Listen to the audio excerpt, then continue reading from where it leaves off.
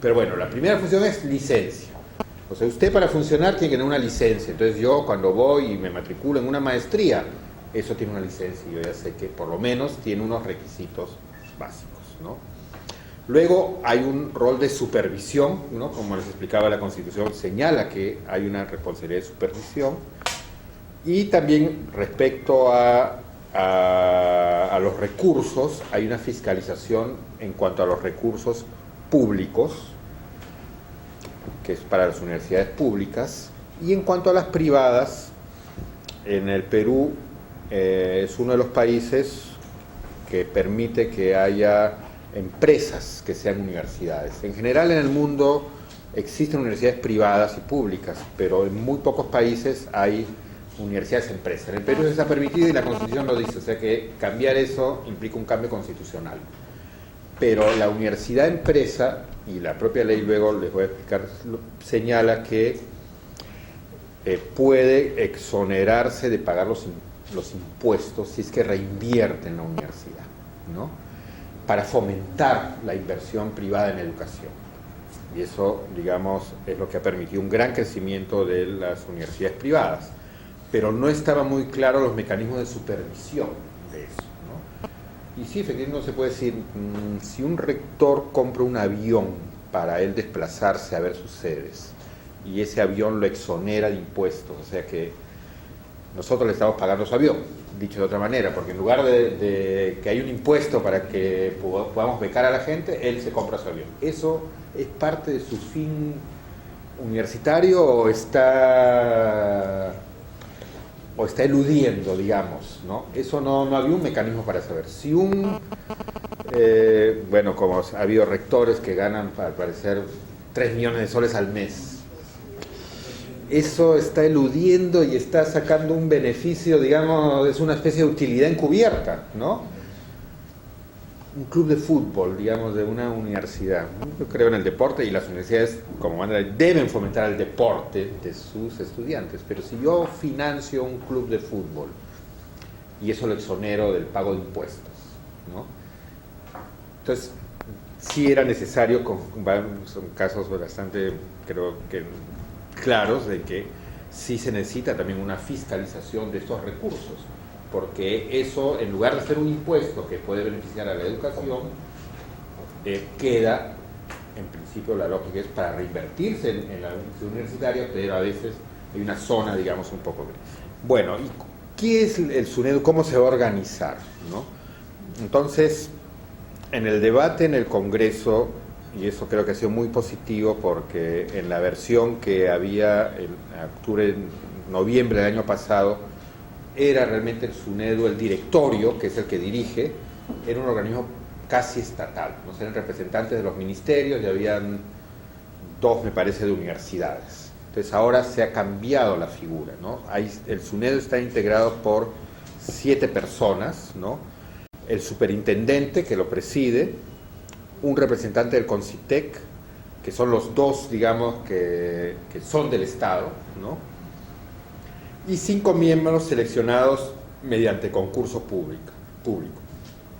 Todos docentes de universidades públicas, 1 de universidad privada y 2 personalidades, ¿no? Y además coloca unos requisitos, ¿no? O sea, digamos, el superintendente sí lo designa el Ministerio de Educación, ¿no?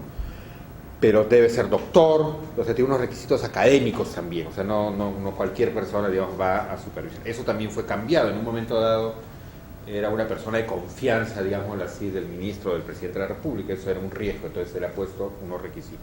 Y en general, bueno, tiene mayoría los que provienen del mundo académico. Otras fórmulas, por ejemplo, la Asamblea Nacional de Rectores pedía que fuesen rectores, representantes, o sea, que los rectores eligieran a un rector para estar acá. Ese es el gran cambio que está ocurriendo en este tipo de organización, porque lo que existía hasta ahora era la Asamblea Nacional de Rectores, ¿no?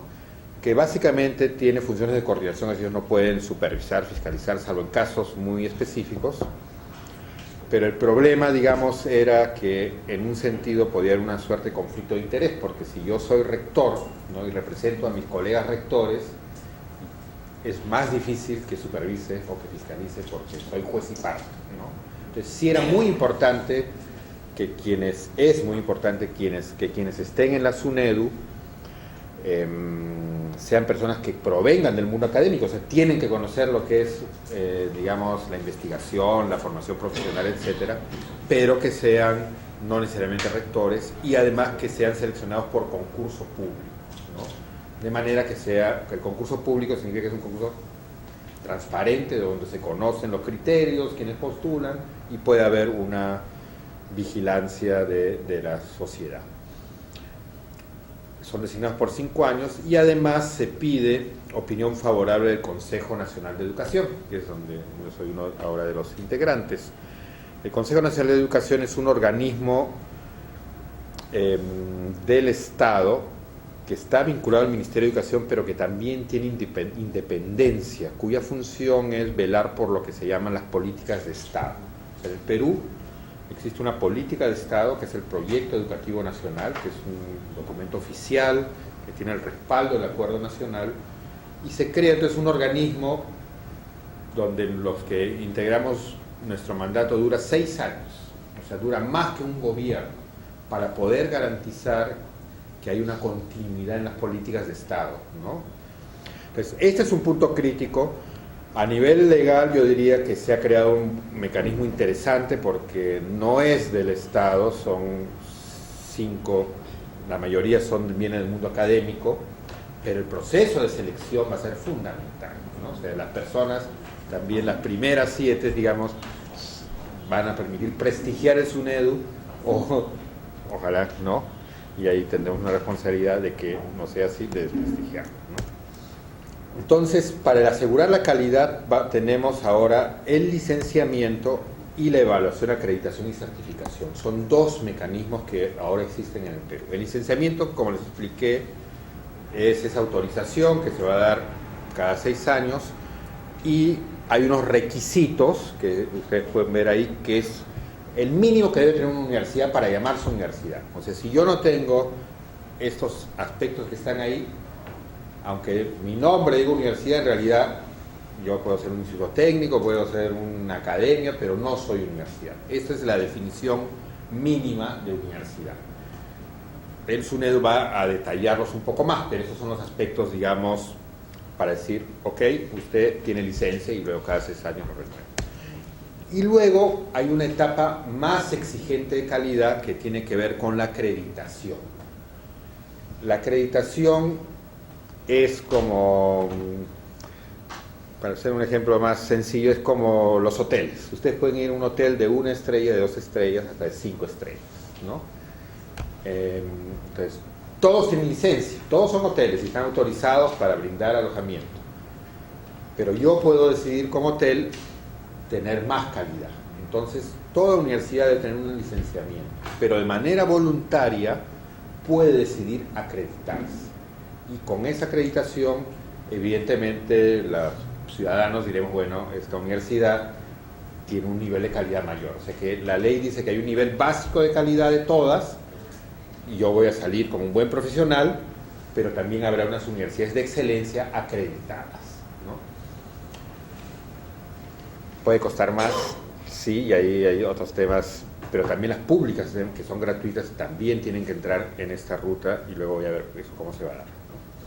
Entonces, en el Perú en este momento existe un sistema de acreditación que lo organiza el CONEAU, Consejo de Evaluación y Acreditación Universitaria. Tiene pocos años, es cierto, de existencia. Tenía la obligación de acreditar las facultades de educación, porque esa es y salud, son 2 carreras que sí es obligatorio, no, además es voluntaria la acreditación, pero no ha dado realmente los resultados que se esperaban, ¿no? Si ustedes piensan en las universidades más prestigiosas del Perú, no quiero hacer ninguna propaganda ninguna, pero piensen ustedes en una de ellas, vaya a ver si está acreditada por el CONEAU, y ninguna de ellas está acreditada por el CONEAU. ¿Qué quiere decir? Que las universidades más prestigiosas del Perú no creen en este organismo. ¿Qué es lo que hacen? Se acreditan internacionalmente, ¿no? Entonces nuestro sistema, el que existía, se ha desprestigiado, ¿no? Y ustedes van a ver qué universidades están ahí y van a decir, bueno, efectivamente esa acreditación no ha estado funcionando, entonces también de aquí se va a ajustar y mejorar a esos niveles internacionales.